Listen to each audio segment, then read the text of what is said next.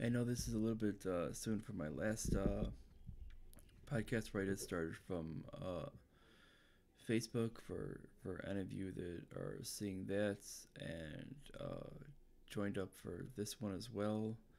But uh, this one's going to be on a little bit of a different topic. This one is on the topic of the uh, Democratic hopefuls in 2020. We're gonna start out by going after Andrew Yang. Now, Andrew Yang has come up with some of the with a little bit of a different type of stupid statement. He basically has stated that we should have a mix of socialism and capitalism. Frankly, I would like to inform him that we already have that. The progressive era did that already. He should state this. He stated that certain areas should be socialist and certain areas should be capitalist. We've already done that. This is why we're in this mess. This moron that doesn't have an actual functional brain does not understand this. I assume this moron means that he wants us to become more socialist. Basically, kind of tip the scales a little more than FDR and Obama were able to actually do. And I think that's what this moron is trying to basically state. So he's just trying to go, basically, he's trying to think he can bridge the gap between some of these people who have gone on the extreme end. I think that's basically what this moron is trying to do. He thinks he's being smart by making these statements. No, he's being a complete and utter idiot with his statements that make completely no sense whatsoever. Instead, we need actually to go in the opposite direction and go completely actually capitalist, because we don't have a capitalist government. We have a mixture of capitalism and socialism already. We've already tried it. It's a complete and utter failure. People who are basically capitalists and people who are socialists have already agreed it's a failure. Doesn't matter who you talk to. Both agree it's a failure. And that's the whole point that we need to understand, is that when we look at this, we need to understand that those are actual failures of the actual system. And both have actually agreed.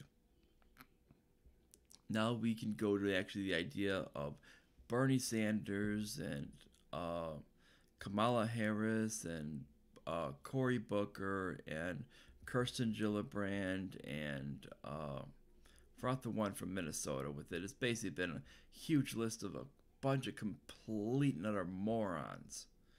Let's see how far left we can go. The reason why they're saying Bernie Sanders doesn't have much of a shot is because the fact is there's basically a basket of morons that looks all the same. It's basically like having a big bucket of those what do you call it, of candy corn, and basically they're all stuck together, and basically just pick one. And everybody knows candy corn sucks. And that's basically what you have with the Democratic Party. I mean, basically the only one who's actually standing out that actually looks anything decent, that actually talks some decent foreign policy, has been Tulsi Gabbard. And that's what I've made my statements with. Economically, I think her policies suck, and I will go out and state that outright. But basically, she's a Democrat. What do you expect? I mean, that's the whole point. You're not gonna find a Democrat that actually knows anything about economics. I mean, it's like trying to ask a dog about algebra. I mean, it just doesn't make any sense. It just doesn't make any sense there with it. Try to ask a dog about algebra. It's not going to happen. That's the same thing about asking a Democrat about economics. It just doesn't make any sense either. The moment that a dog can actually get an A in algebra is the moment that a Democrat knows anything about economics, and that's the whole problem. And but at least you actually found one. They actually have one that actually knows maybe that actually knows a little bit about foreign policy, and she knows that actually going out there and actually starting fights is a really really dumb idea. That we should actually have some type of normal relations out there and actually talk to people instead of meeting with terrorists. This is why she got into a spat with Meghan McCain. And she's the only one that if the Democrats had any sense would nominate. And she was even one to actually resign over an actual moral issue. So it shows she actually stands on her actual morals, and she will do this on an individual basis when she saw the way the election was handled. So we actually know that she will stand up even, and this is when she was actually in a high leadership position. So we know that she will actually do things against her own personal interests when she would actually go against her actual morals, when she'd actually have to toss her morals to the side. She would rather stick to that with it rather than actual financial gain. She doesn't view financial gain above that actual point. She's not willing to sell off her soul for that point. So you're actually going to get someone that's actually not going to view financial gain above that point. And she's actually going to be thinking rationally above just thinking about how can I gain the system for money, or how far to the left can I get to trick people to vote for me. And that's basically where you're getting right now is how far to the left can I get. I mean, with people like Cory Booker's just feigning all of this outrage because this is what he's been doing to basically try and get the nomination. He's also been one that's been on the toll for big pharmaceuticals when he's trying to act like he's an advocate for the people. So you're talking, these are the same people that are horrible. I mean, and but at one time with it, Cory Booker was willing to work with Rand Paul, but then all of a sudden now Rand Paul is this horrible person that's was willing to vote for Kavanaugh for the nomination. I mean, this shows how much of a grandstander Cory Booker is. So it shows that Cory Booker is basically when election season's on, that he's nothing but a grandstander, but election season's off, he's willing to actually do things legitimate. And ever since this whole big thing of Orange Man Bad blew up, that he changed his whole tune on actually doing things. The moment that Trump got in, he changed his tune. And he's been all 100% political and just doing things for his own star. And this is the same thing with all those other ones that you found. I mean, look at the way Bernie Sanders has been. He's been saying, oh, Trump's racist and all this other garbage with it when there's no actual evidence. I mean, it doesn't even make any sense. I mean, if Bernie Sanders were making any sense, he would actually be going after guys like Pompeo and going after guys like John Bolton, which would make Trump have to make a tight decision of either getting rid of Pompeo and getting rid of Bolton, which would be smart decisions, and get rid of his CIA director, which would actually make the system a lot more anti-war. But he's not concerned with that because these aren't people who he dislikes policy-wise. He's actually full into their policy, despite his actual halfway votes, which are meant to just make press. As I've stated with it, he's not anti. As I've stated with Bernie before, Bernie's not anti-war. He's only what it called. He just wants those to be viewed in the actual press. Bernie's very, very pro-war because he'll vote for any sanction that comes along. And Bernie's very, very pro-war when it comes to arming anybody. He'll arm the Saudis and then vote for the War Powers Resolution in Saudi Arabia because he, as long as he feels that Trump is going to veto it. He wouldn't have voted if he thought Trump was going to sign it. But he does this because he feels that it's a politically smart move to vote. He's only politically out for his own ambitions, and that this is what you're finding from the actual whole field, and it's something that is very, very disturbing from the left, and it's something that people need to understand. Is you're not finding anything legitimate. Now, when we look at other people out there, it's just there's nothing that they actually offer. All they're doing is when it comes to the actual left, they're just offering just a bill of free goods, but not actually explaining how they're going to pay for it. And they keep talking about all this racial justice and all this other stuff like this, but they're basically not exactly explaining how they're going to do it. They're not exactly doing anything about it right now. They're basically, when it comes down to things with it, they're not trying to tone any type of thing down to basically make some type of peace between all people. When anything comes up, they're becoming political opportunists. When the thing came through about the Smollett thing being faked, everybody on the left who was running for president goes, "Oh, I want all the things to come in with the facts." And none of them have deleted their posts, and they keep saying, "I want all the facts to come in." Well, all the facts are in, and we know this. And this is the point, that they don't want to essentially concede, and it's also they just want to stoke the racial fires. So it shows that they don't want any actual solution. They just want to be political opportunists. So they're not looking for an actual solution to create some type of racial harmony.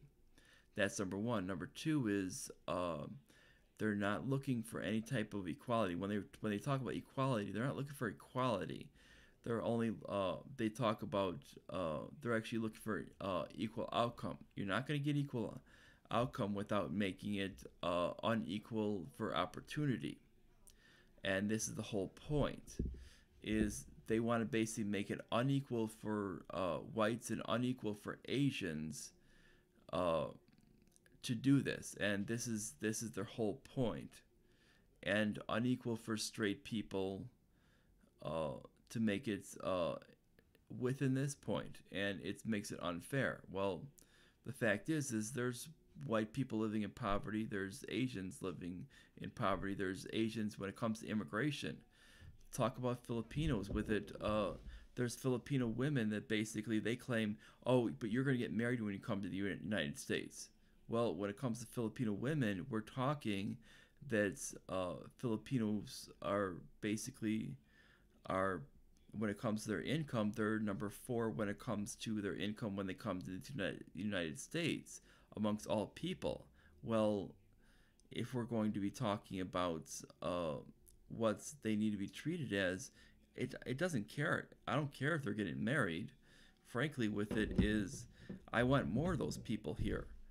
I want more of those people coming into the country, because the fact is those are the people that are actually going to be coming here and actually busting their butt when they get here. But the excuse is, they're gonna get married. Okay, the goal of the actual American dream is to come here, get married, have a family, and earn as much as you can. That's exactly what they're trying to do. That's the only thing they're trying to do. They're not basically trying to take advantage of the public aid system. That's exactly the opposite. They're not trying to take advantage of the public aid system. That's what people at the bottom of the list are doing. That's what your Iraqis, that's what your Somalis, that's what your Dominicans, that's what your Mexicans, and that's what your Burmese are doing. And what's happening is they basically, the left is basically looking in a blind eye at these people and saying, oh, but those are different cases.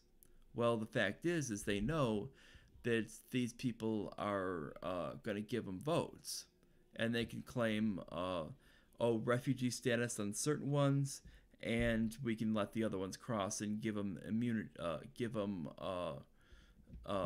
and call them dreamers.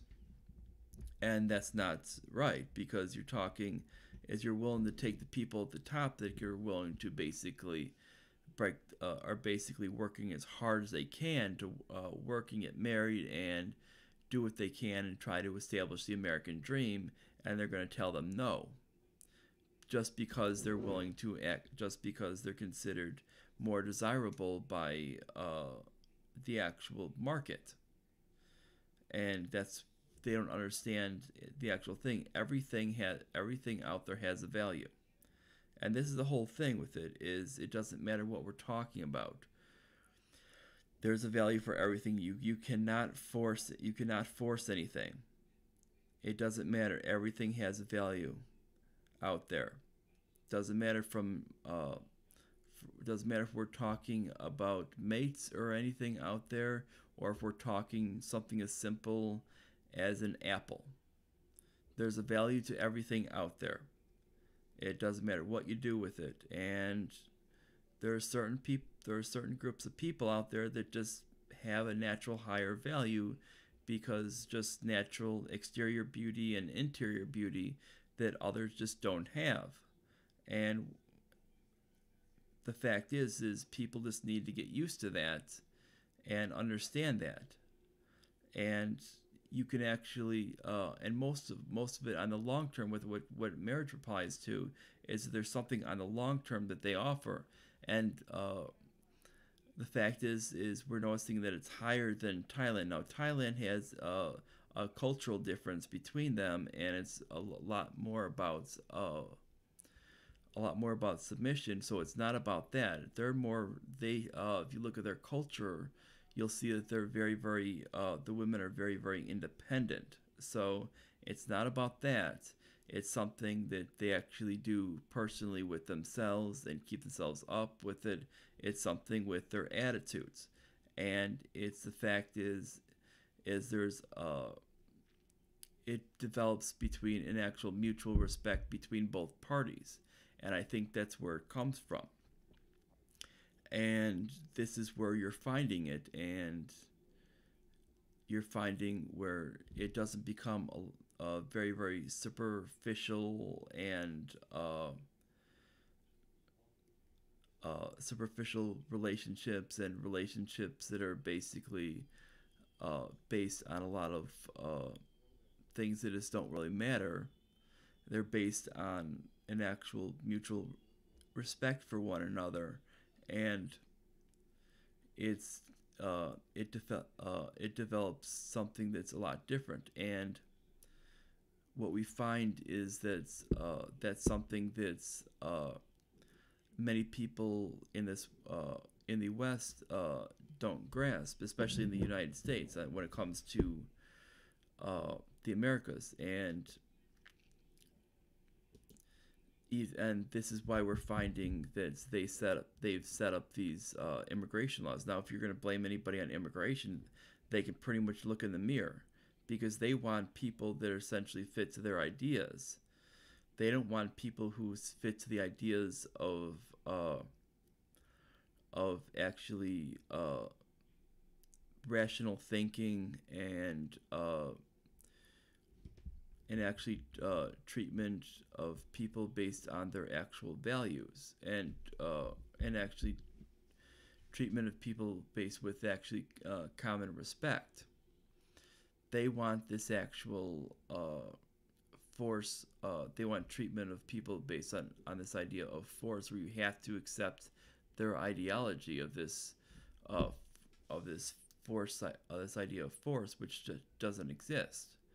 And this idea where there's some type of central authority that creates the morality, and not an actual internal morality that's actually created based on your own perception of morals that have actually been developed. And the fact is when you do this with it, there is no one single person with it, because everybody has their own set of flaws. And when we do this with it, people are just the only result is going to be a flawed system. And that's what needs to be understood, is that you're never going to get an outcome that's actually positive, and nobody's ever going to create this. And and they always state that socialism has never been done right. Well, there's a reason why. Is you can't live on a system of force. And from Andrew Yang's bogus ideas of some systems need to be socialism and some systems need to be capitalism is a bogus idea, to because we've never had any pure capitalism. We haven't had pure capitalism in well over 100 years.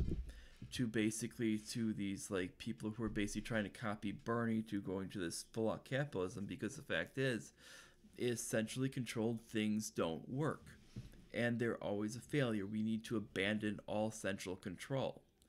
Let people choose their actual method of what they want. I mean, we can see in everything with it, people prefer the idea of an open-endedness to their lives. We can even look into the idea of what even just what gamers want in games. But people in games that play games with it, they love the idea of these open-ended games, because it allows them to actually explore and actually make their own decisions. The ones that are actually a lot more linear tend to be less loved by gamers, even though with the exception of some of the classics. But when they're open ended, when they're completely open ended, they do a lot more. Gamers like it a lot more, and they even if it's a very very simple game. I mean, something such as, I've seen something such as stupid as Goat Simulator, which is very very open ended, has been beloved by a lot of gamers. I mean, this is something there's really nothing to it, and it's quite stupid of an idea, and yet a lot of gamers loved it because of its open-ended usage, and they had different models for the goats, with it being actually different species as well. But the fact and they had a couple different land layouts that the people could explore, and a couple different systems that the people could explore. But the fact is because of this, it allowed a lot more ways that the people could play the actual game how they wanted, and it wasn't just basically them stuck in doing the actual tasks in a linear fashion. And this kind of really shows the way that that people actually think. People don't like to be put in a system where they are actually forced. The other one that really comes to mind that's actually very interesting is the Stanley Parable, which actually puts people directly in that system of either following orders or essentially disobeying them. And what's actually interesting is a lot of the gamers tend to, one of their first decisions when asked to pick specific doors to go through, they essentially will often, what I was noticing is they'll essentially pick the exact opposite of the doors that they're supposed to go through. And this shows that people are less likely to follow these direct orders. Now, if we compare that to what socialism and communism would actually put you through, is they would most often they would put you essentially what would be on a bad social credit score, and limit you to where you could travel, limit you to what housing you can get, what jobs you can get. Now, this is very disturbing because the fact is you merely just disobeyed the system and made your own personal decision. And that should be very, very disturbing because of what merely you did. You just disobeyed the system and made your own free will choice. And most people think that you still have free will under socialism. That is not the case. You have no free will under socialism. Socialism has no free will because it just doesn't exist. And when people realize that free will doesn't exist under socialism, they'll realize that it's not what they want. People assume that socialism is just is capitalism plus is the current like crony capitalism plus free stuff. That's what they assume it means. It's not. Socialism or communism is a completely different thing. It's based on force. What you see in China is basically what you get. You're not going to get what you see in Hong Kong or what you see in Singapore. What you see there is completely different. Those aren't socialism. That's pure capitalism or nearly pure capitalism. Because what you're doing is you're essentially gutting out the government intervention. And the more government intervention you remove, the more freedom you get. And what people don't see that here, because the fact is every time that gets suggested is that gets shot down by a lot of people on either side of the aisle that don't want that. Whenever something such as moving Social Security into private funding comes up, they shoot that down. Whenever the idea of eliminating a lot of these spying programs comes up, they start bringing up, but the terrorists, and they start bringing up all these ideas of, and when they start coming up with the idea of we only need to defend the United States alone, and they'll come up with that when the idea of we need to get out of NATO, other things like that come up. They'll start bringing up every excuse in the book, and everything keeps getting blocked. So we can't get to this idea of pure capitalism. And you end up finding this, and that's what's the problem. And when we get to that point, you'll see that this has been an issue for a long time, and people have made that point. I mean, when we look at the Constitution, we see that there is no power to print money.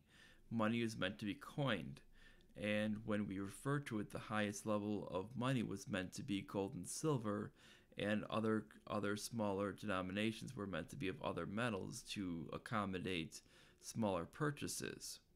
And that was the point. We were never meant to print money. That was not right at all. Fiat currency was never to exist. That's unconstitutional. We were never meant to establish a central bank. The idea of centralizing anything is not capitalism. That's what you do in a socialist or communist nation. So when we're talking about this, when Andrew Yang is making the statement of we need to be partially socialist and partially capitalist, we're already there.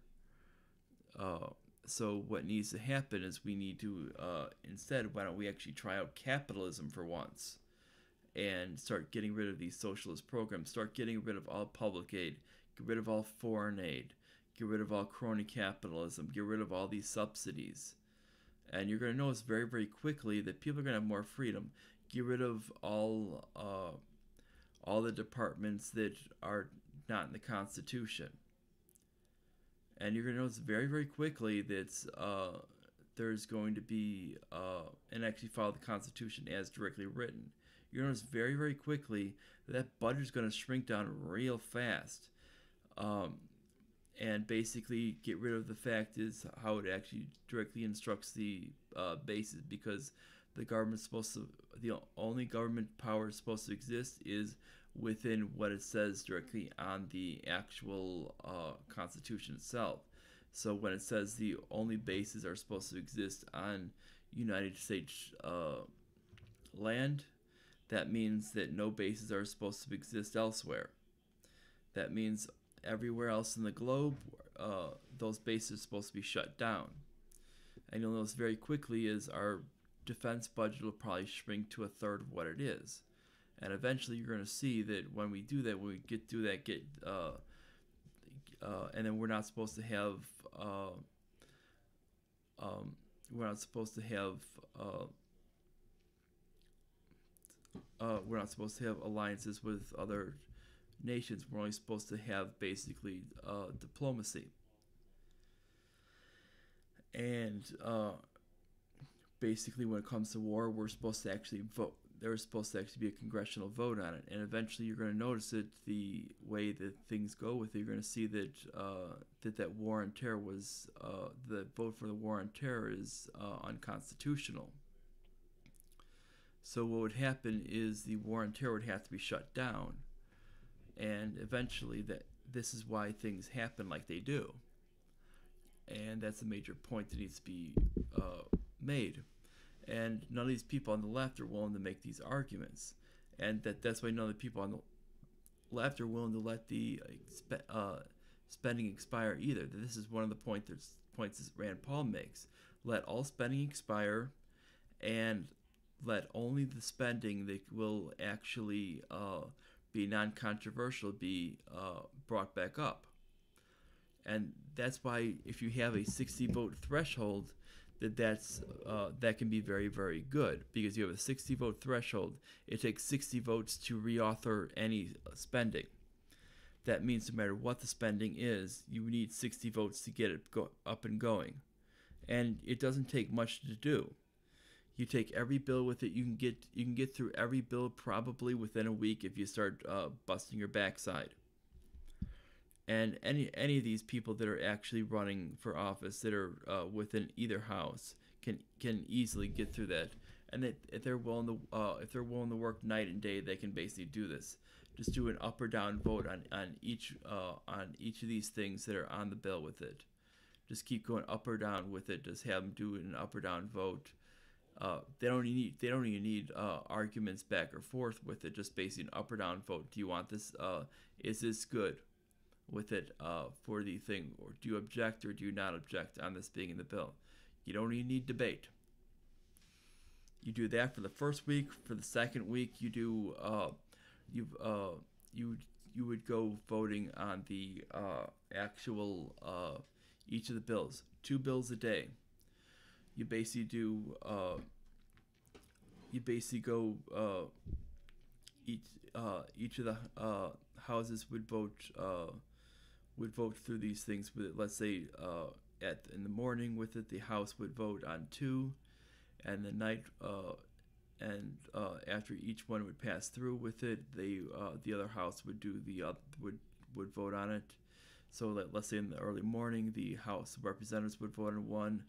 They would send it over to the Senate to be voted on, and then back and forth with it. And it would basically be each of these things, once it was not deemed controversial because everything was trimmed right through, they should get nearly 100% of it, because everything was pulled out that both sides viewed as controversial. And pretty much they would have, essentially everything would have to have a minimum of 60 votes on each individual part. And it would be very, very easy to do, and we could do it within a couple of weeks. And you would go through all the 12 appropriation bills, and that would allow for 1 day off a week, the Sunday off, and then Monday through Saturday, both parties will be working. It's not very hard to do. And then for weeks after that, they can go back to their normal routine of doing nothing. And this is why when we have these things, we would actually view these things, and we can actually view them as legitimate. And you would actually see that this is how the actual government could actually work legitimately. And when we look at these people that are actually running for president, they start offering all this free stuff with it. They have no ability to pay for it. We already have a $22 trillion debt, and this is under an ineffective Congress. Is basically just given to these people who basically are just willing to spend more on both things, and that's the reason why nobody's there's very few people out there who are willing to basically say let the spending expire, and it's not enough to basically get the actual spending to expire itself. We need the spending to expire, get rid of all the stuff that you can't get 60 votes on the Senate side, and you let it expire on both sides, and then restart up whatever can't get 60 votes, and bring the threshold back up to 60 for the actual thing on the Senate side. Once you do that and you let the spending expire, it's very easy. You're going to see a lot of things get removed, and people are going to be screaming bloody murder. Oh, how come Planned Parenthood got removed? Oh, how come funding for NATO got removed? Oh, how come all of our public aid got removed? How come all of the foreign aid got removed? How come Israel's no longer getting money for this? How come XYZ? How come the Palestinian Authority is no longer getting money for this? And eventually you're going to realize that you're going to get rid of all of this controversial money. And that's the way it's going to work. And it just boils down to that. And people are going to realize eventually that it's just the point of the way things need to happen. And it's just going to have to, and that's the way things happen, and they need to happen in a smart manner. And you can get the everything up and running within a couple of weeks of just hard work. But the fact is, we have people out there that just want to do what they call governing, which means let the status quo happen. And when we look at these people that are claiming, we need socialism because capitalism hasn't worked. Well, we haven't had socialism in well over 100 years. We're talking pretty close to 120 years. And when we look at that, 120 years, maybe 122 years, somewhere around there, 124 years. So we're talking, it's been over 100 years since we've actually had capitalism. Maybe 125 years or something. I mean, it's been a long time. I mean, nobody in this country has lived under capitalism. I can guarantee you, nobody in this world has seen United States capitalism.